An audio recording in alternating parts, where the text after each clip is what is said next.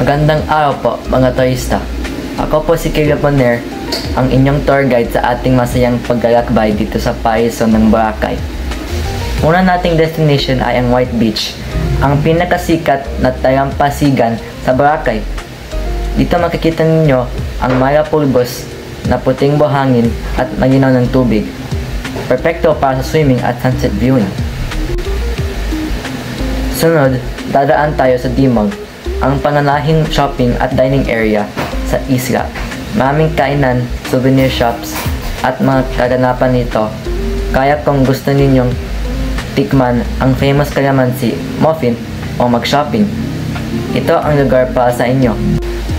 Ngayon, pupunta naman tayo sa Puka Beach, isang tahimik at natural na talampasigan na kilala sa mga kanyang puka shells.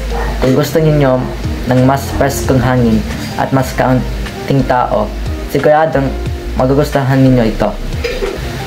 Panghuli, dumaan tayo sa Willis Rock, isang iconic na limestone formation sa taping dagat na may grotto ni Birheng Maria. Isa ito sa pinaka-pinipiturang spot sa Boracay. At dyan, magtatapos ang ating tour. Sana ay nag-enjoy kayo at huwag kalimutan itago ang magagandang alaala. At syempre, huwag maiwan ng basura. Maraming salamat po at ingat sa inyong pamasyal.